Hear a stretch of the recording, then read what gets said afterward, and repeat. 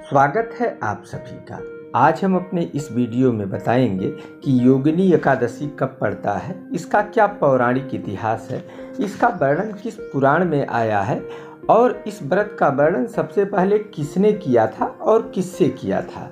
इस योगिनी एकादशी के व्रत को करने से क्या फल प्राप्त होता है। तो वीडियो महत्वपूर्ण है, इसे पूरा अवश्य देखें और अपनों को शेयर जरूर करें। फिर भी यदि मन में कोई जिज्ञासा उठती है कि कोई सवाल आता है योगिनी एकादशी को लेकर अथवा एकादशी को लेकर, तो कमेंट बॉक्स में लिखें, समुचित उत्तर मिलेगा। आषाढ़ कृष्ण पक्ष की एकादशी को योगिनी एकादशी कहते हैं क्योंकि इस एकादशी का व्रत करने से शुभ योग बनते हैं और अशुभ योग खत्म होता है।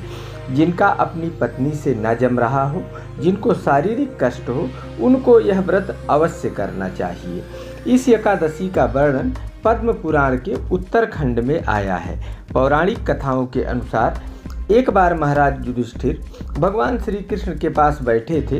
तब उन्होंने कहा कि हे वासुदेव, आपने हमें साल के अधिकांश एकादशियों के बारे में बताया, लेकिन अब तक आपने आषाढ़ महीने के कृष्ण पक्ष के एकादशी के बारे में नहीं बताया, कृपया विस्तार से बताएं।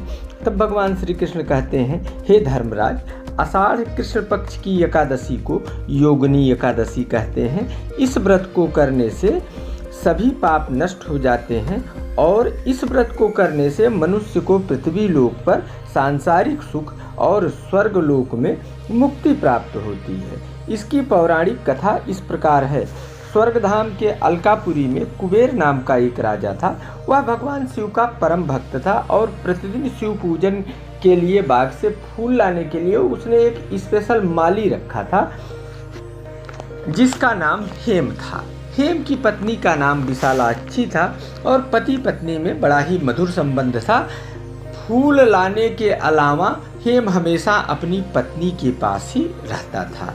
एक दिन राजा ने पूजन के लिए सुबह ही हेम को बगीचे से फूल लाने के लिए भेजा और कहा कि वह जल्दी लौट कर आए। आज शिव पूजन के बाद उसे कहीं आवश्यक काम से जाना है।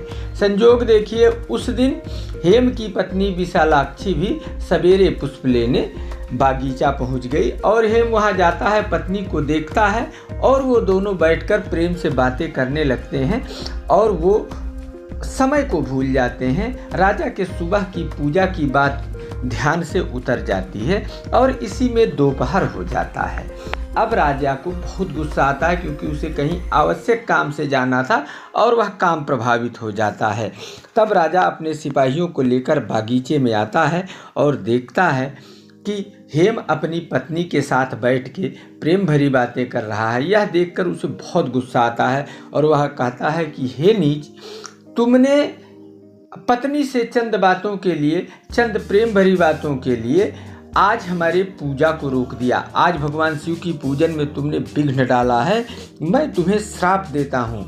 अब ना ही तुम्हें ये स्वर्ग लोक मिल पाएगा, ना ही तुम्हें पत्नी का साथ मिल पाएगा और तुम पृथ्वी लोक जाओगे और नाना प्रकार का कष्ट भोगोगे और तुम्हें कोढ़ हो जाएगा। अब हेम का स्वर्ग से पतन हो गया, उसे स्वर्ग से निकाल दिया गया और वह पृथ्वी लोक पर आ गया। उसकी पत्नी उसके साथ नहीं आई और उसे नाना प्रकार का कष्ट होने लगा क्योंकि जो स्वर्ग में रहा है सारी चीज़ें सुलभ हैं, सारी चीज़ें सहज ही उपलब्ध हैं। पृथ्वी लोक पर उनके लिए प्रयास करना पड़ता है। अब वह दर दर भटकने लगा और उसे सफ़ेद कोढ़ की बीमारी हो गई। लेकिन भगवान शिव के पूजन में उसने बहुत दिनों तक फूल लाया था, इसी कारण उसे सारी पिछली बातें याद थी। एक दिन वह भटकता हुआ मार्कंडे ऋषि के आश्रम पहुंचा। मार्कंडे ऋषि ने उसे देखा और उससे उसकी इस स्थिति के बारे में जानना चाहा। तब हेम ने उन्हें बताया पूरी बात। अब ऋषि को उस पर बड़ी दया आई और उन्होंने कहा कि भाई, अगर वह भगवान का पूजन अर्चन करे तो ये चीज़ें दूर हो सकती हैं। और तब हेम ने अपने इस दुख के कष्ट के निवारण का विशेष उपाय जानना चाहा। उसने कहा, महाराज, आप कोई ऐसा संक्षिप्त उपाय बताइए जिसे हम कर लें। एक एक पल यहाँ बिना पत्नी के रहना बड़ा कठिन है। तब ऋषि ने उसे कहा कि वह आषाढ़ महीने के कृष्ण पक्ष की एकादशी का व्रत नियम विधि और संयम और श्रद्धा भाव से करे तो भगवान विष्णु की कृपा से उसकी सारी समस्याएं दूर हो जाएंगी। अब हेम ने आषाढ़ महीने के कृष्ण पक्ष के एकादशी का व्रत विधि विधान से किया और उसकी सारी समस्याएं हल हो गई।